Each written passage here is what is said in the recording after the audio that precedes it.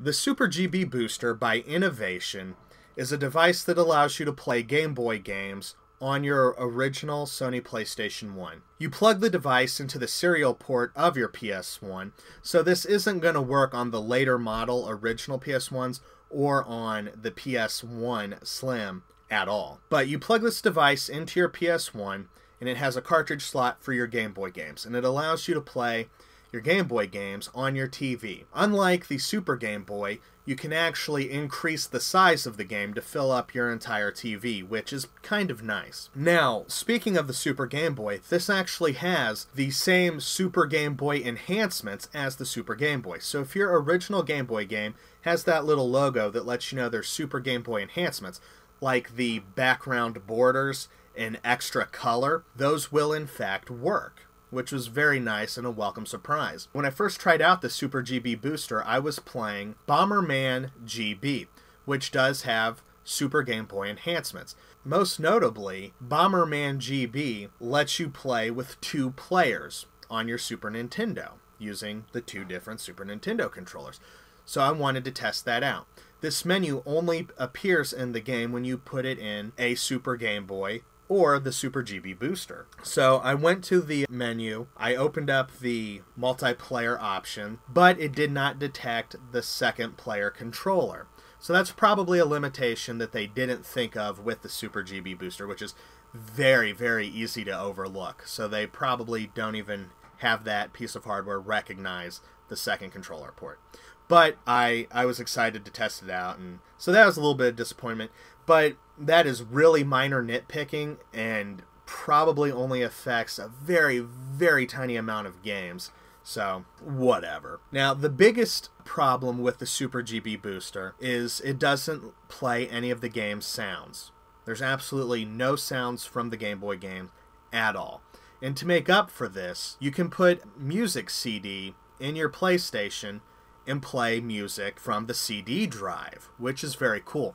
Now, I would show that in this video, but YouTube, copyright claims, etc., etc., so I didn't do that. But I have tested out the feature, and it works very well. You bring up the menu, and it gives you a start and stop and forward and backward, track selection. Very basic CD player options.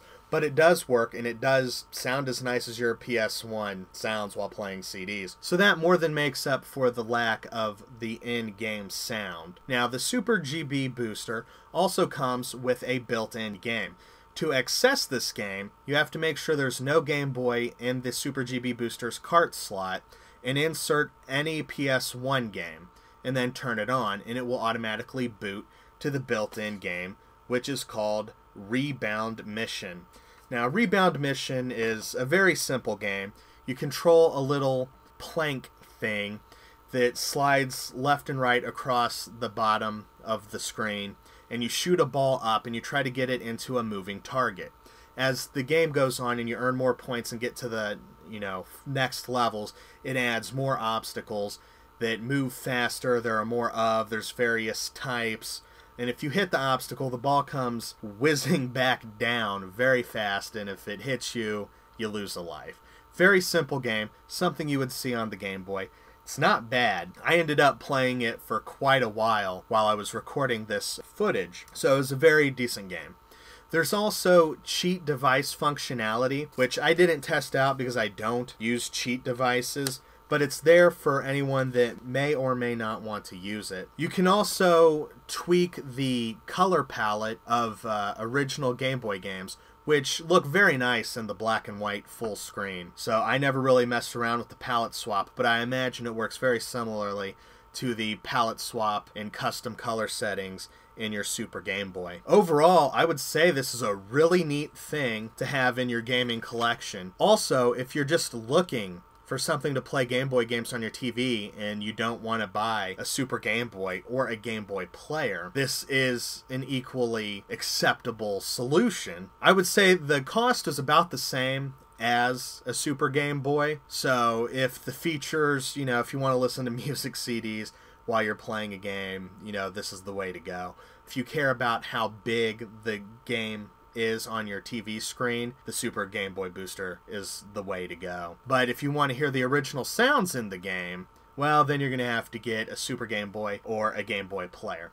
But the Game Boy players are getting more and more expensive these days because they have to come with the boot disc and the piece of hardware itself. But that plays Game Boy Advance games.